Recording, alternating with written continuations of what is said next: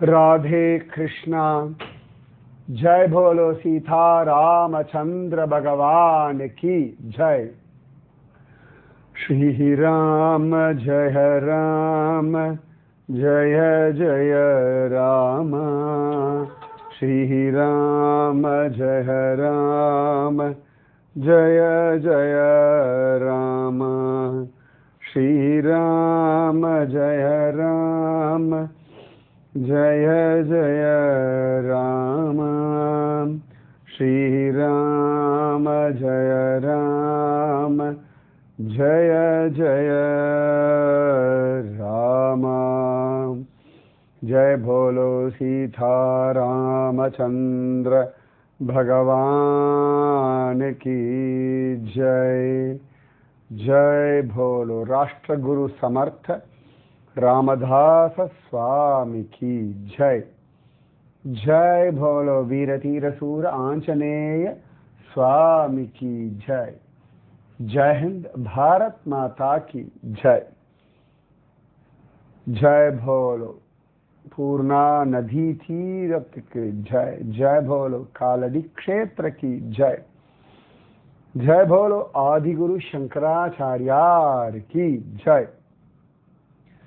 இன்னைக்கு சமர்த்த ராமதாசர் காலடி க்ஷேத்திரத்திலிருந்து சொல்லிட்டு இருக்கேன். காலடி அவட காலடி தூசு பெறுவியா நீ அப்படின்னு தெரியுமா? கால் தூசு பெறுவியா அப்படின்னு இல்லையா? காலடி நம்ம சங்கரர் பிறந்த இடம். இப்பதான் சங்கர ஜெயந்தி முடிஞ்சது. ஒரு வாரத்துக்குள்ள காலடி வர பாக்கியத்தை பகவான் கொடுத்திருக்கான். அழகான மழை. இந்த மழையில சங்கரருடைய அவதார ஸ்தலத்தை சேவிக்கிறதே பரம பாக்கியம். இன்னைக்கு அவ்வளவு ஆனந்தமா காத்தால ஸ்ரீ சூக்திநாதன், அதாவது திருமொழிக்களம், திருமொழி நாதன் அப்படின்னு சுவாமிக்கு பேர். ஸ்ரீ சூக்தி நாதன். அப்படியே ஆழ்வார் பாசுரங்கள்ல திருமொழி களம், அது காலப்போக்கில் திருமூழிக்களம் அப்படின்னு ஆயிடுத்து. ரொம்ப அழகான ஸ்ரீ சூக்திநாதனை தரிசனம் பண்ண. லக்ஷ்மண பெருமாள் தபஸ் பண்ண ஒரு ஸ்தலம் பூர்ணா நதி தீரம். அந்த பூர்ணா நதி கரையில அழகான ஒரு ஸ்தலம். ஸ்ரீமத் ராமாயணத்துல பரதன் ராமனை திரும்பியும் ராஜ்யத்துக்கு அழிச்சுண்டு போகணும் அப்படின்னு வரான். வரும் பொழுது தூரத்திலேருந்து அவனை பார்த்த லக்ஷ்மணன், பரதன் அண்ணாவை கொல்றதுக்கு தான் வரான்னு சொல்லி கோபமா கத்தறான். அப்ப ராமன் சொல்றார், லக்ஷ்மணா, பரதன் அப்படிப்பட்டவன் இல்லை அப்படின்னு சொல்றான். அந்த பரதனை தப்பா பேசின பாபம் லக்ஷ்மணன் மனச ரொம்ப உறுத்தித்தான். அப்ப லக்ஷ்மணன் வந்து தபஸ் பண்ண இடம் இந்த திருமூழிக்களம். அந்த கோவில் பேரு லக்ஷ்மண பெருமாள் கோவில் அப்படின்னு. ஹாரித மகரிஷி அவருக்கு பகவான் பிரத்யக்ஷமாய் ஸ்ரீசுக்திகளை சொல்லி வர்ணாசிரம தர்மங்களை சொல்லி எல்லாம் பண்ணார். அதனாலே ஸ்ரீசுக்திநாதன் அப்படின்னு திருநாமம். உள்ளூர்ல ஒரு விதமான வைபவம் சொல்றா. பகவான் கிருஷ்ணன் ராமலக்ஷ்மண பரத சத்ருக்ன அப்படின்ற 4 மூர்த்திகளை துவாரகையில வச்சு பூஜை பண்ணிட்டு இருந்தான். துவாரக சமுத்திரத்துல முழுகும் பொழுது அந்த 4 மூர்த்திகளும் கேரளா பக்கம் கொண்டு வரப்பட்டு ஒவ்வொரு இடத்துல ஒவ்வொரு மூர்த்தியா ஸ்தாபிதம் பண்ணார்கள் அப்படின்னு. ராமனுக்கு ஒரு கோவில், பரதனுக்கு ஒரு கோவில், சத்ருக்னனுக்கு ஒரு கோவில், லக்ஷ்மணனுக்கு ஒரு கோவில். அதுல இது லக்ஷ்மண பெருமாள் கோவில் அப்படின்னு. அப்ப மீதி 3 கோவில் கொஞ்சம் கண்டுபிடிச்சு சொல்லுங்களே. பரத லக்ஷ்மண ராம சத்ருக்ன இவர்களுடைய கோவில்கள் கேரளத்துல எங்க இருக்கு, எந்த ஊரு கண்டுபிடிச்சு சொல்லலாம்? லக்ஷ்மணன் கோவில் நான் சொல்லிட்டேன். திருமூழிக்களம். கொச்சின் ஏர்போர்ட்ல இருந்து ஹார்ட்லி 30 minutes அவ்வளவுதான். காலடிக்கும் 30 minutes அவ்வளவுதான். இது இன்னொரு ரூட்ல ஏர்போர்ட்ல இருந்து இன்னொரு பக்கத்துல திருமூழிக்களம். ரொம்ப அழகான ஒரு கோயில். எவ்வளவு பெரிய கோவில் தெரியுமா? ஆளே இல்லை கோயில், நாங்களும் சுவாமி மட்டும்தான். இங்க லக்ஷ்மணன் மாதிரி இருக்க மாட்டார். பகவான் சதுர்புஜ மூர்த்தியா தான் இருப்பார். சங்கம் சக்கரம் கதா இதெல்லாம் வச்சுருக்கார். அதுல வலது மேல் கையில சக்கரம் பிரயோக சக்கரம் அப்படி வச்சிருக்கார். பிரயோக சக்கரம் அப்படின்னா ready to attack. Srirangam Namperumal கையில் இருக்கிறதும் பிரயோக சக்கரம். சாதாரணமாக நம்ம பார்ப்போம் இல்லையா, சக்கரத்தை பார்த்தோம்னா நேரடியாக அந்த வட்டமாக தெரியும். பிரயோகம்ன்றது அப்படி திரும்பி இருக்கும், ஜிக் அப்படி விடுற மாதிரி. நீங்கள் பார்த்தோம்னா சக்கரத்தினுடைய அந்த நுனி மட்டும்தான் தெரியும், அதோட வட்டம் தெரியாது. அது பேர் பிரயோக சக்கரம் அப்படின்னு பேர். அப்படி அழகான ஒரு மூர்த்தி இந்த லக்ஷ்மண பெருமாள் சன்னதி திருமூழிக்களம். நீங்கள் காத்தால அவரை சேவிச்சனா சாயங்காலம் ஆதிசங்கர பகவத் பாதருடைய ஜன்மஸ்தலமான காலடி, அங்கே சங்கரருடைய சன்னதி, சங்கரர் தன்னுடைய அம்மாவுக்கு அந்திம சம்ஸ்காரம் பண்ண இடம், பூர்ணா நதி, இதெல்லாம் தரிசிக்கிற பாக்கியம் வாய்ச்சது. அதே ஆசீர்வாதத்தோட ஜோரா இப்ப உங்களுக்கு சமர்த்த ராமதாச வைபவத்தை சொல்லிட்டு இருக்கேன். எப்படி ஆதிசங்கரர் இந்த தேசத்துக்காக அவ்வளவு பிரயத்தனப்பட்டாரோ அதே பிரயத்தனம் நம்ம சமர்த்த ராமதாசர் நம்ம தானே பார்த்துட்டு இருக்கோம். அதுலேயும் சத்ரபதி சிவாஜிக்கு அப்பேற்பட்ட மனோபலம், புத்திபலம், தேகபலம், அப்புறமா அவன் அழகா எப்படி ஒரு யுத்தத்தை நடத்தணும், எப்படி ஜெயிக்கணும், எப்படி எமோஷனலி ஸ்டேபிளா இருக்கணும், இது எல்லாமே சமர்த்த ராமதாசர் தான் அழகா சொல்லி கொடுக்கிறார். அதில் கூட நேற்று நான் சொல்லிட்டு இருந்தேன், ஆனந்த வன புவனி அப்படின்னு. ஆனந்த புவனி அப்படின்னு ரொம்ப அழகா கொண்டாடுறார். சரியா சிவாஜி, சத்ரபதி சிவாஜி அப்படின்னு அந்த பட்டம் ஏற்றுக்கிறதுக்கு 40 வருஷத்துக்கு முன்னாடி காசியில உட்கார்ந்துண்டு சமர்த்த ராமதாசர் எதெல்லாம் நடக்கணும்னு தியானம் பண்ணாரோ, பிரார்த்திச்சுட்டாரோ, அவர் கனவு ஆசைப்பட்டாரோ அது எல்லாம் நடக்கிறதுன்னு சொல்லி அப்படியே கிரிதர் சுவாமிக்கு சொல்றார். அதுதான் ஆனந்தவன புவனி. காசி கஷேத்திரத்துல தான் சிவபெருமான் ஒரு சண்டாளன் வேஷத்துல சண்டாளனா நம்ம ஆதிசங்கர பகவத் பாதருக்கு பெரிய ஞானத்தை கொடுத்தார். அதனால வாரணாசின்னு போனதில்லை, போய் பார்க்கணும். விஸ்வநாதரை பார்ப்போம். விஸ்வநாதர் பழைய இருந்த இடத்துல திரும்பியும் அவர் ஜம்மனு ஸ்தாபித்தம் ஆகணும். அதை போய் பார்க்கணும். காத்துருக்கேன். ஏன்னா விஸ்வநாதருடைய நந்தி ஞானவாபியை தானே பார்த்துருக்கு. அந்த ஞானவாபியில நம்ம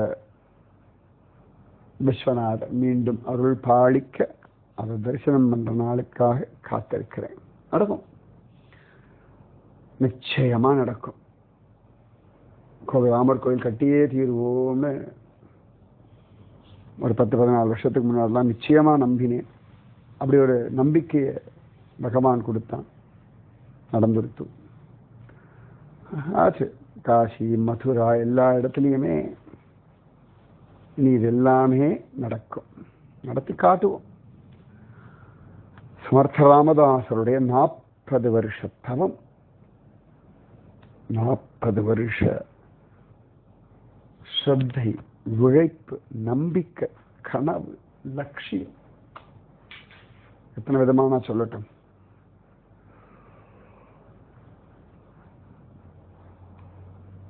அவ்வளவு ஆனந்தம் அவருக்கு. சில இடங்கள்ல ஜஸ்ட் அந்த ஜூன் 6, 1774 இன்னைக்கு தானே சிவாஜியினுடைய ராஜ்ய பட்டாபிஷேக தினம். சொன்ன சீதா நவமி இன்னைக்கு தான் ராஜ்ய பட்டாபிஷேக விஷயம் சொன்னேன். சீதாவை சமத்ராமதாசர் எங்க பார்த்தார் அப்படின்னா மகாபலேஸ்வரில் காட்டுக்குள்ள எங்கேயோ போய் மாட்டின்றார் இல்லையா, வழி தெரியாமல். அப்போ ரொம்ப களைச்சி போன சமயத்தில் ஒரு குடிசை, அங்கே ஒரு சாது, அந்த அவருடைய மனைவி அவரை கூப்பிட்டு உட்கார வச்சு சாப்பாடெல்லாம் போடுறா. அந்த இடம்தான் சீதா மாதாவை பிரத்யக்ஷமாக சமர்த்த ராமதாசர் பார்த்தது. அது முந்தானத்தி கேட்ட கேள்வி நிறைய பதில் சொல்லியிருக்கணும், இன்னைக்கு சொல்லிட்டேன். நேத்தி கூட என்ன சொல்லியிருந்தோம்? எல்லாரும் கட கட கட கடன் அனுப்பினாலே அனுப்பி வையும் என்றேனோ வசிஷ்டரை போலே. திருக்கோளூர் பெண் பிள்ளை ரகசியம் 39வது வாக்கியம். அப்ப அவ்வளவு அழகா பகவான் எல்லாத்தையும் நடத்தி கொடுப்பான். அதனால்தான் உங்களுக்கு என்னெல்லாம் நல்லது வேணுமோ அதெல்லாம் நடக்கும்னு தீர்மானமா நம்புங்கோ.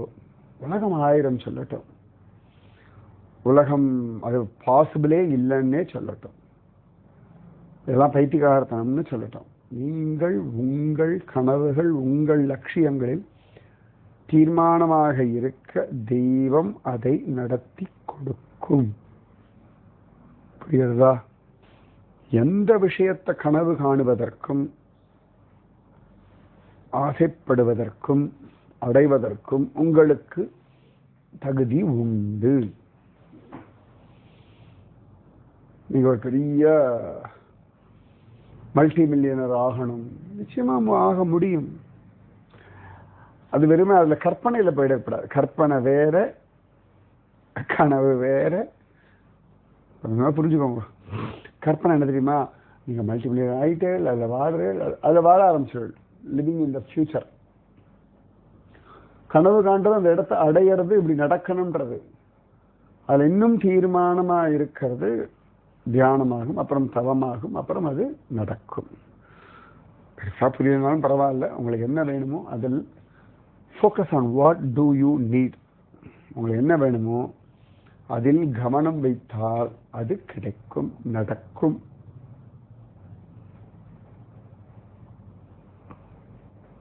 இயற்கையின் நியதி இதுதான். சமர்த்த ராமதாசருடைய 40 வருஷ கனவு நடந்துடுத்து.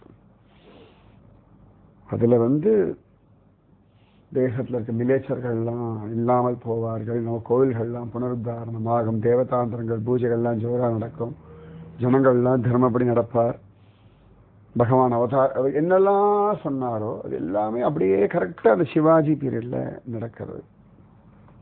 அவர் எந்த இடத்துலயும் நேரடியா சிவாஜி மராத்தாஸ் அப்படின்னு சொல்லல, ஆனா அவர் சொல்ற எல்லாம் கரெக்டா இவாளுக்கு தான் பொருந்தறது. பகவானுடைய கிருபை எல்லாம் சொல்ற.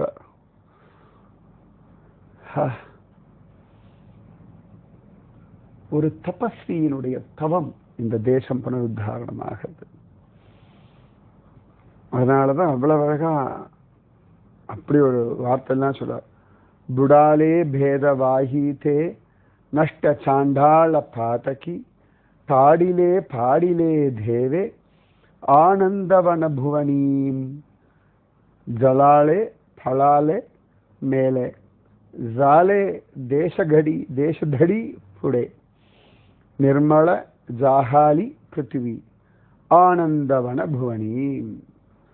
பூமி சந்தோஷமா இருக்கு, நதிகள்லாம் தெளிவா ஓடுறது, ஜனங்கள்லாம் சந்தோஷமா இருக்கா, மகாபாரிகள் எல்லாம் இல்லாம போறா, நம்ம கோவில்கள்லாம் நல்லா இருக்குன்னு சொல்றார்.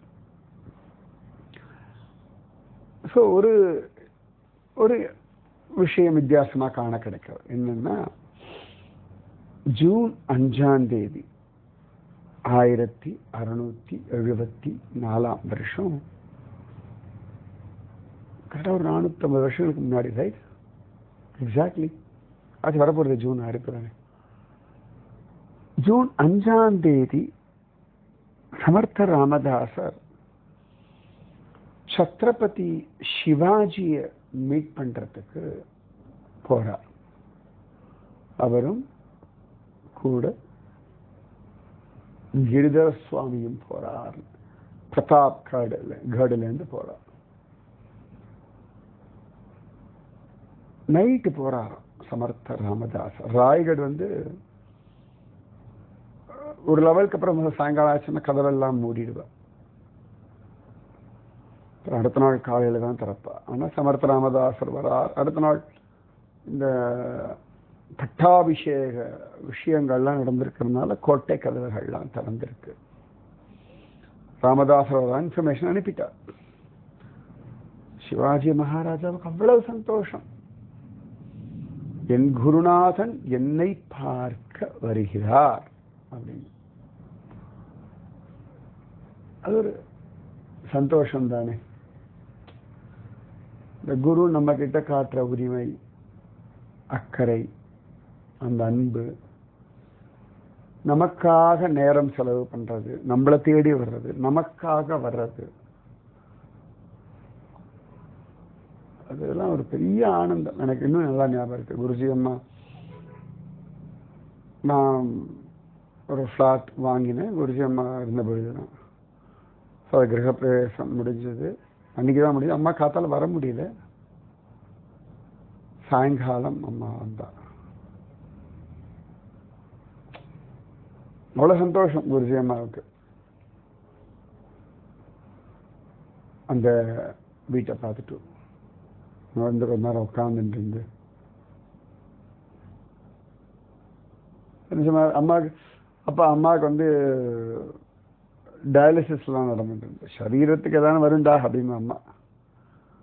அதில் கூட அம்மா அவ்வளோ தூரம் இது கூட எனக்கு பெருசு என்னன்னா, கொஞ்சம் வருஷங்களுக்கு முன்னாடி, எனக்கு இயர்லாம் ஞாபகம் இல்லை, ஆச்சு ரொம்ப வருஷம் இருக்கும் வச்சுக்கோங்களேன், ஒரு பெரிய பேக் பெயின் வந்தது எனக்கு. L5 L6 டிஸ்க் ப்ரொலாப்ஸில். ஸோ ஒரு ஆயுர்வேதிக் ஹாஸ்பிட்டலில் தங்கி ட்ரீட்மெண்ட் எடுத்துட்டேன். அப்போ எனக்கு ரொம்ப பெயின் இருக்கு, நான் ஹாஸ்பிட்டல் அட்மிட்டாக இருக்கேன். குருஜி அம்மா என்னை பார்க்க வந்துட்டா. குருஜி அம்மாவுக்கு அப்பெல்லாம் உடம்பு முடியாமல் தான் இருந்தா. அப்போ கூட என்னை பார்க்கறதுக்காக ஆல்ரெடி வந்தா. அந்த காரண்யத்துக்கெல்லாம் என்ன கைமாறு பண்ண முடியும்? அதெல்லாம் கிடைச்சது பாக்கியம், அவ்வளோதான். அதனால் ஐ கேன் ஃபீல் சிவாஜி மகாராஜாவினுடைய ஆனந்தத்தை. I can feel it. குரு தான் வச்சுக்கோங்க. குரு பிரம்மா குரு விஷ்ணு குரு தேவோ மகேஸ்வர குரு சாட்சாத் பரபிரம்மம் தஸ்மை ஸ்ரீ குரவே நமக. ஆனந்தம். சிவாஜி மகாராஜா சமர்த்த ராமதாசர் வந்தோடனே பாத பூஜை சமர்த்தம் அப்படி கம்பீரியமாக வர. என் குழந்தை ஜெயிச்சுட்டான், என் சிஷ்யன் சாதிச்சுட்டான், என் ராமராய அனுகிரகம். அது இது குருவுக்கு அப்படி ஒரு ஆனந்தம். ஏன்னா பகவானுடைய காருண்யம், சிஷ்யனுடைய ஜெயம், தேசத்தினுடைய நன்மை. அப்ப சமர்த்த ராமதாசருடைய ஆனந்தத்தை எப்படி வர்ணிக்க முடியும்? ஆடுவோமே பள்ளு பாடுவோமே ஆனந்த சுதந்திரம் அடைந்து விட்டோம் என்று பாரதி பழமையினா தான். அப்படி ஒரு துள்ளல், எப்பொழுதுமே துள்ளல் உண்டு. அப்ப இன்னும் ஒரு துள்ளல் இருக்கான், என் சிஷ்யன் ஜெயிச்சுட்டான் அப்படின்னு. சமர்த்த ராமதாசருக்கு சிவாஜி மகாராஜாவுக்கு அவ்வளவு ஆனந்தம், எல்லாருக்கும் அவ்வளவு சந்தோஷம். நாளைக்கு பட்டாபிஷேகம், சமர்த்த ராமதாசர் வரார். பாத பூஜையெல்லாம் பண்ணி அவருக்கு ஆசனம் கொடுத்து உட்கார வச்சு ரொம்ப பவ்யத்தோட, எவன் பேர்பட்ட சத்ரபதி சிவாஜி, அப்சல் கானெல்லாம் கிழிச்சு போட்டவன். ஸோ அவ்வளவு ஆனந்தம், கண்களில் கண்ணீர் வைய கையை கூப்பி இந்த குருநாதர் தரிசனம். நாளைக்கு அவன் வாழ்க்கையில விடிஞ்சா அவ்வளோ பெரிய ஒரு பொறுப்பு தலையில ஏற போறது. இப்ப குருநாதாளுடைய தரிசனம். குருநாதருக்கு பூஜை எல்லாம் பண்ணிட்டு நிறைய தட்சணை அப்படியே கத்து நிறைய அப்படி தனத்தை வச்சு அப்படி கொடுக்கிறான். சமர்த்த ராமதாசர் அப்படி தொட்டார், அப்படி எடுத்தார். சிவாஜியோட ரொம்ப நிறைய மாவளாசங்க உண்டு இல்லையா, அவள்லாம் அவ்வளவு உயிர பணையம் வச்சு துச்சமா வச்சு இவ்வளவு பெரிய வெற்றி எல்லாம் சாதிச்சு கொடுத்துருக்கான் ராமதாசர். ஒவ்வொரு மாவளாவும் கூப்பிட்டு நிறைய பேர் அவருக்கு தெரியும். அங்க யாரெல்லாம் பக்கம் எல்லாருக்கும் அப்படி கையில அள்ளி அள்ளி அள்ளி அள்ளி அந்த விஷு காணிக்க கொடுக்கிற மாதிரி தன் சிஷ்யன் தனக்கு கொடுத்த தனத்தை அப்படியே எடுத்து எல்லாருக்கும் கொடுத்துட்டார். தட்டுல ஒண்ணுமே இல்லை. அவர் மனசு அப்படி நிஜமாவே குருவுடைய ஹிருதயம் ரொம்ப விசாலமானது. அது என்ன சொல்றது, நம்மள மாதிரி குறுகின மனசு இல்லை, ரொம்ப விசாலம். அந்த விசாலமான ஹிருதயத்துல உலகமே சின்னது, பிரபஞ்சமே சின்னது. அள்ளி கொடுத்துட்டா இப்படி கண் நிறைய பார்க்கிறார். இப்படி இறுக்கி ஒரு ஆலிங்கனம் சிவாஜிக்கு என்ன சொல்றதுன்னே தெரியல. அது ஒரு உற்சாகம், அது ஒரு ஆனந்தம், அது ஒரு அனுகிரகம், அது ஒரு கிரேட் கிஃப்ட். குருஜி ஆலிங்கனம் பண்ணிட்டு இருக்காங்க நிறைய சந்தர்ப்பங்கள்ல. ஆரம்பத்துல தான் அப்படியே எனக்கு என்னவோ பண்ணும், ஏன்னா அவ்வளோ பெரியவா குருஜியம்மா தொட்டு ஆசீர்வாதம் பண்ணாலே எனக்கு கண்ணில் தண்ணி வந்துடும். How great. ஏன்னா குருஜி அம்மா சொல்லி நாமஜபம் பண்ணி எனக்கு பகவத் அனுபவம் கிடைச்சிருக்குன்னா குருஜிமா அவ்வளோ பெருசு, ரைட்? அவ்வளோ பெரியவா என் குரு. வா ஆச்சு நாளைக்கு குருஜி அம்மா பிறந்தாள், அதான் அப்படியே குரு மகிமாவா வருது இல்ல? குட். எப்ப நினைச்சு பார்த்தாலும் சந்தோஷமா இருக்கு. அப்ப அந்த ஆலிங்கனம் எல்லாம் பியாண்ட் வேர்ட்ஸ். சிவாஜியினுடைய ஆனந்த அனுபவத்தை எனக்கு உணர முடியாது. இறுக்கி ஒரு ஆலிங்கனம். சிவாஜிய அவனும் ஆலிங்கனம் பண்ணிட்டான், குரு அதை கிடைச்சிட்டாரு. ஆனா நல்லா தெரியும் ராமதாசர் இந்த பட்டாபிஷேகத்துக்கு கூட நிற்க மாட்டாருன்னு தெரியும். ராமதாசர் அதுல ரொம்ப தெளிவா இருக்கார். என்ன அப்படின்னா எந்த விஷயத்திலையும் நேரடியா இந்த மாதிரி அரசியல் விஷயங்கள்ல தலை கொடுக்க கூடாது அப்படின்றதுல